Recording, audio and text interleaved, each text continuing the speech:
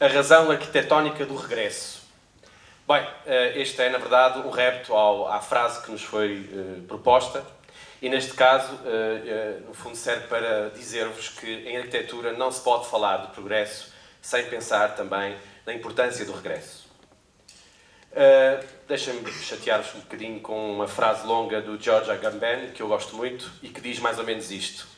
É verdadeiramente contemporâneo aquele que não coincide perfeitamente com o presente, nem se adequa às suas pretensões, sendo nesse sentido inatual. Mas justamente por isso, por causa desse afastamento e desse anacronismo, será aquele mais capaz do que muitos outros de perceber e de apreender o seu tempo. Quer isto dizer que, na criação, e sobretudo na arquitetura, ser-se anacrónico, estar fora do seu tempo, do seu presente, é muitas vezes uma vantagem. É claro que na história da arquitetura já se acreditou que um arquiteto deveria estar além do seu tempo. A ideia da vanguarda, a ideia do modernismo, fazer edifícios que ninguém queria construir, como este pobre arquiteto no filme The Fountainhead, de 1949. Um arquiteto incompreendido que finalmente encontra um cliente que lhe quer construir a sua torre de ferro e vidro, mas que logo a seguir começa a colocar janelas convencionais, frontões e colunatas no seu edifício. E o arquiteto sofre, naturalmente, porque ele quer estar além do seu tempo. Ele quer fazer tábua rasa do passado. Ele quer encontrar um futuro radioso que não existia até então. E é por isso que ele diz ao seu cliente, não, nós temos que partir, não das formas tradicionais, não das formas populares da arquitetura, mas acreditar em novas formas. Aquilo que, no fundo, motivou toda a construção do século XX e do modernismo que, no fundo, guiou a construção das cidades no pós-guerra. É claro que sabemos bem o que é que essa história gerou em muitas cidades. Edifícios todos iguais, abstratos, desumanos, dirão alguns, que Jacques Tati, logo em 67, começa, de alguma maneira, a criticar, ironicamente, no seu filme Playtime.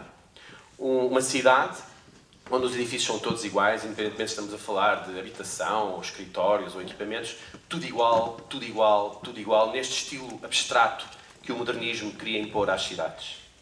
E o pobre Sr. Hulot, do filme, para aqueles que viram, andava perdido no meio dessa cidade abstrata, onde tudo parecia igual, onde as pessoas trabalhavam como autómatos das 9 às 5, e ele não compreendia como é que se podia viver naquele espaço, e com aquela ideia de futuro ou de progresso, que na verdade não trazia aparentemente nenhuma felicidade.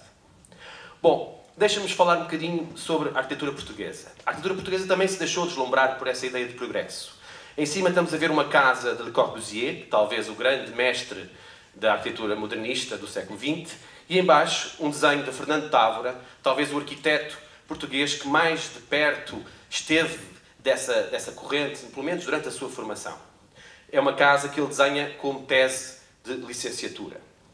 E aqui está uma fotografia de 51, em que Fernando Távora vai para a Inglaterra tentar conhecer o seu ídolo, Le Corbusier, e deixa-se fotografar ao lado desse ídolo, no fundo, com a alegria de ter finalmente encontrado aquele homem que tinha aprendido a admirar durante a sua formação. Mas durante toda essa década de 50, será o mesmo Fernando Távora que vai começar a perceber que, se calhar, é mais interessante olhar para as raízes portuguesas, olhar para essa ideia de portuguesismo que Oliveira Salazar gostava de impor à arte portuguesa e à arquitetura portuguesa, e propor a Oliveira Salazar, juntamente com os seus colegas, fazer um inquérito à arquitetura popular em Portugal para perceber exatamente o que é isso de ser português. Reparem, um arquiteto que admirava o modernismo centro-europeu dispõe-se a olhar para a arquitetura popular em Portugal para descobrir que, afinal, havia uma racionalidade nessa arquitetura que não era o folclore que o Estado Novo gostava de propagandear, mas que era outra coisa que podia ser adaptada à arquitetura do seu tempo. E aqui estão duas obras em que Fernando Távora adapta os ensinamentos desse inquérito que ele desenvolve entre 1955 e 1961. Cá estão os interiores das duas obras, aqui a Casa de Ofir e aqui o pavilhão de ténis, e como podem ver, não é propriamente uma homenagem mimética do tradicionalismo da casa portuguesa, é exatamente a tentativa de um encontro entre a tradição e a modernidade, aquilo a que Fernando Távora chamou a terceira via. É, portanto, um Fernando Távora que, de alguma maneira, encontra este pensamento de Churchill, não deixa de ter piada, o homem que, no fundo, resolveu a Segunda Guerra Mundial, ou ajudou a resolver, a dizer que quanto mais olhamos para trás, mais temos condições para andar para a frente. Na verdade, Churchill está-nos a dizer que é importante sabermos olhar para o nosso passado, coisa que Fernando Távora fez, e que ensinou ao seu discípulo, Álvaro Siza, aqui numa bela fotografia dos dois numa feira popular. Ora, é exatamente Siza que, com Távora, vai desenhar aquela que é uma das grandes obras do século XX da arquitetura portuguesa, a Casa de Chá da Boa Nova, em Matosinhos. Monumento nacional, hoje. E vejam como sabem eles integrar o espaço da natureza com a tradição portuguesa na procura dessa fusão entre tradição e modernidade. Aliás, Siza segue de perto aquilo que Alvar Aalto, outro arquiteto, neste caso finlandês, estava na mesma altura a fazer exatamente num outro exemplo, esta Maison Louis Carré, perto de Paris, onde, reparem como a pesquisa, a exploração é muito semelhante à que Siza faria durante o início da sua carreira. Mas também um pouco mais tarde, nos anos 80, quando Siza é convidado para desenhar a Faculdade de Arquitetura do Porto, reparem como é também ao passado que ele recorre. Vai atrás, a 1931, a uma obra de Juan O'Gorman, para o ateliê de Frida Kahlo, e vai encontrar ali a razão para desenhar no seu tempo, para trazer para o seu tempo uma ideia de espaço criativo, onde a luz e a arte se podem encontrar. Ou então, quando tem que desenhar um museu no Brasil, em Porto Alegre, Siza vai à procura do quê? Da arquitetura brasileira. Vai fazer o regresso a um passado recente da arquitetura brasileira e encontrar aqui uma afinidade, por exemplo, com Niemeyer, no seu edifício do Copan, em São Paulo, ou com Lina Bobardi, também em São Paulo, nesse belíssimo edifício que faz uma fusão entre o brutalismo do betão e uma certa cultura popular, que Siza interpreta muito bem também no seu Museu de Porto Alegre. Estas passarelas em betão, com este caráter quase de que abraçam a pessoa que visita o edifício. Bom, é exatamente Álvaro Siza que nos diz: tudo o que conhecemos tem um passado. Isto é importante. E a arquitetura não inventa, e apenas transforma a realidade que conhecemos. Ou seja, não é preciso procurar muito para encontrar uma inovação. Ela já existe muitas vezes no lugar e no sítio e na cultura e na geografia onde estamos a trabalhar. Aqui está como esta linhagem Távora-Siza se prolonga em Eduardo Souto Moura, que na verdade, quando lhe pedem para desenhar um estádio de futebol recentemente, para o Euro 2004, ele não faz mais do que revisitar o que eram os grandes estádios, os grandes coliseus romanos, na procura exatamente de criar uma fachada para a cidade que tivesse essa mesma permeabilidade, mas que não deixasse de ter monumentalidade. Portanto, é uma revisita também ao momento em que o estádio, ou o grande circo máximo, ou o grande coliseu, faziam parte de um imaginário coletivo e de uma iconografia urbana. Mas também no desenho do estádio há qualquer coisa de grego e do teatro grego que olha para a grande paisagem envolvente. É, portanto, um arquiteto do século XXI que está a olhar para um passado, está a regressar a um passado e a procurar aprender com esse passado. Ou então, por exemplo, quando Souto Moura é convidado para desenhar o Museu Paulo Arrego, onde é que ele vai buscar a sua inspiração para desenhar os elementos mais icónicos do edifício? Pensando ele que está em Sintra, uma cidade muito marcada pela sua iconografia palaciana, bom, vai buscar exatamente às chaminés do Palácio Nacional de Sintra. Regressa quase, ou mais de 500 anos para trás, à procura de uma inspiração, à procura de uma regra ou de uma lógica para desenhar um edifício do seu tempo.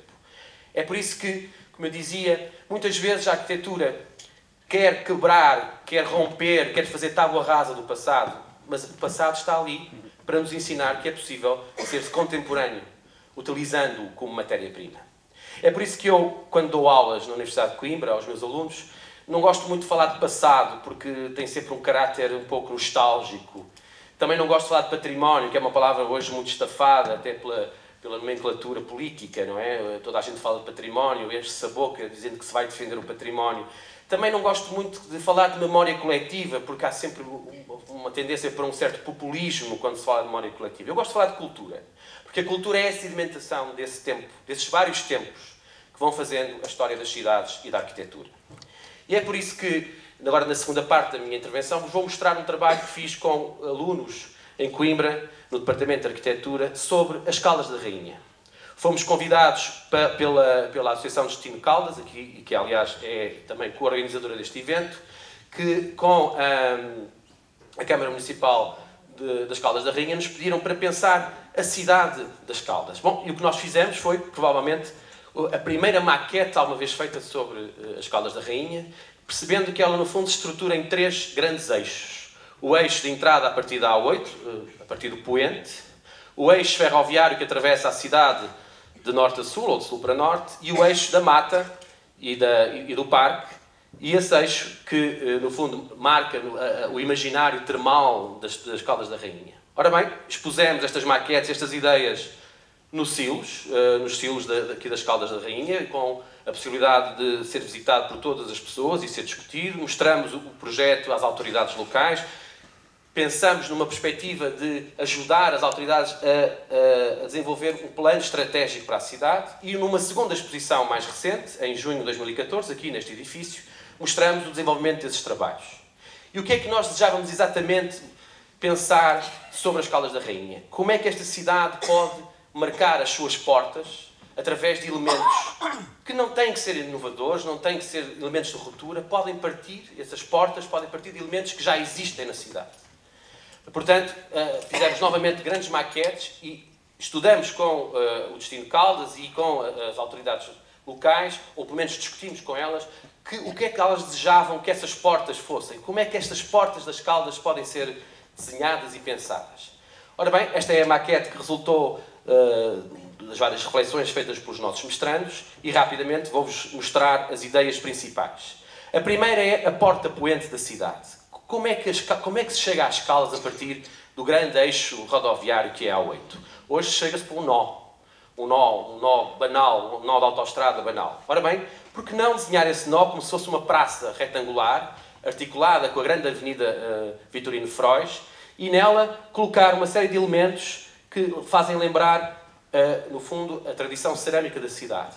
Por que não colocar num espelho d'água, por que não colocar num espelho d'água o conjunto de obras que Bordal Pinheiro deixou ficar como sua criação, e por que não colocá-las exatamente nesse espelho d'água, agigantando essas formas e mostrando na chegada à cidade como é que as Caldas homenageiam também os seus grandes criadores. Depois, como trabalhar com o estádio municipal, que é hoje, no fundo, uma parte, um conjunto que está colocado no terreno sem uma regra aparente ou lógica. Não se constitui como um conjunto. E, portanto, como desenhar esse espaço, dando-lhe uma uniformidade arquitetónica, cobrindo com uma única pala que, no fundo, vai unificar todo o recinto e vai conectar o estádio ao campo de jogos e ao campo de ténis. E, portanto, no fundo, como é que podemos marcar a porta da cidade também com este grande edifício que já lá está? No fundo, é só apenas um redesenho do espaço. Depois, o eixo norte-sul ou sul-norte marcado pela linha ferroviária. Há a intenção, como sabemos, de cobrir a linha nesta zona com pórticos para a sua eletrificação. É uma notícia que nos tem chegado, a eletrificação da linha do Oeste. Por que não utilizar esses pórticos para segurar as catenárias e utilizar isso como elementos de ligação entre as duas freguesias que continuam hoje cortadas pela linha ferroviária? E por que não utilizar essa mesma estrutura para criar uma praça nova na Expo Oeste, marcando agora a porta norte da cidade, no lugar onde está o parque de estacionamento da Expo Oeste, transformando numa grande praça pública? Bom, e por que não também unificar os dois silos da cidade, que são grandes ícones da cidade, transformando aquilo num verdadeiro polo de residência artística e de exposição artística. E aqui estão alguns exemplos de trabalhos feitos pelos alunos, como é que estes pórticos podem gerar outros equipamentos em volta da estação, da atual estação, criando inclusive, por exemplo, uma central de caminhonagem que poderia articular-se com o comboio e tirar a pressão das caminhonetas do centro das Caldas da Rainha e transformar isso num espaço lúdico de atravessamento da linha com lojas, serviços, espaços lúdicos, esplanadas, etc. Finalmente, a tal praça na Expo Oeste, que passaria apenas por criar um parque de estacionamento subterrâneo, tirando os automóveis da superfície e transformando-a num verdadeiro lugar aprazível, quer nos dias em que há exposições, quer nos dias em que elas não ocorrem.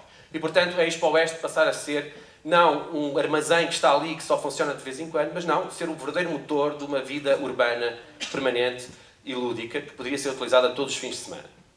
Finalmente, a área do parque.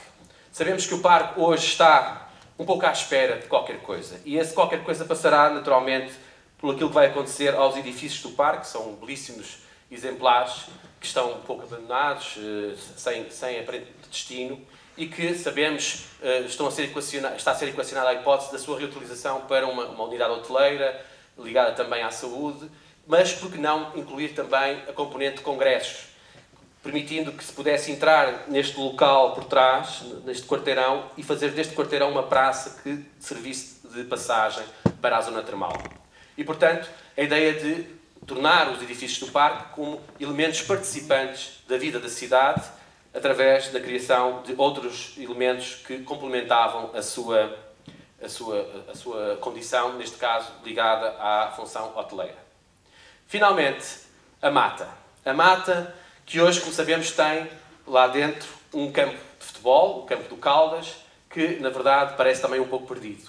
E que, além disso, cuja utilização condiciona muito a vida e a regeneração da própria mata, porque, na verdade, cada vez que há um jogo, cada vez que há um piquenique ou outro evento, as pessoas invadem a mata e, com isso, também criam ali um desequilíbrio ecológico. Por que não desviar toda a atividade que hoje ocorre de acesso através da mata para a parte traseira do campo, criando uma enorme plataforma que unisse o campo de jogos, o estádio e o ginásio desportivo vizinhos, e com isso fazer com que, de repente, a chegada ao estádio se fizesse por trás, e, portanto, por uma porta nascente da cidade, e com isso criar uma enorme plataforma que podia servir de estacionamento, não interferindo na mata, e que pudesse também, de alguma maneira, servir para as tais atividades lúdicas, como piqueniques e outros eventos que ocorrem sempre junto do estádio. E com isso, na verdade, vemos que a mata fica intocável, consegue-se, no fundo, que a mata não se destrua, e também que, com isso, se possa fazer um acesso automóvel mais claro ao centro urbano, portanto, ao centro histórico da cidade. E, por que não, o Caldas passar a ser, na verdade, um estádio onde outros eventos podem ocorrer e, portanto, ser também ele uma porta de entrada na cidade. E deixávamos, portanto, com esta maquete, que no fundo é uma ideia de, por que não, transformar as Caldas na próxima capital europeia do desporto, que é um título que está perfeitamente ao alcance das Caldas da Rainha, e também com esta frase que aqui está, que diz: a razão áurea do progresso das Caldas da Rainha não precisa de ser continuamente inventada. Para a construção do seu futuro, bastará apenas regressar crítica e criativamente à cultura urbana e à cultura arquitetónica deixadas pelo tempo no espaço da cidade. Muito obrigado.